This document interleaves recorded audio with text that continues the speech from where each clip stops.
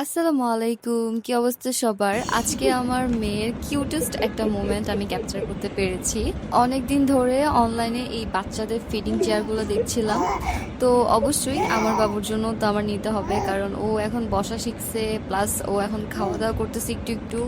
তো এই জন্যই অনলাইনে দেখতে দেখতে একটা পেজ আমার সামনে পড়ে। পেজটার নাম হচ্ছে বেবিস কালেকশন। তো তাদের কালেকশনের মধ্যেই আমার কাছে এই পিঙ্ক কালার চেয়ারটা খুবই পছন্দ হয়। তো এটা আমি অর্ডার করি, প্লাস এটার সাথে আমি একটা মামপট অর্ডার করেছিলাম, যেটা হচ্ছে লিকেজ প্রুফ।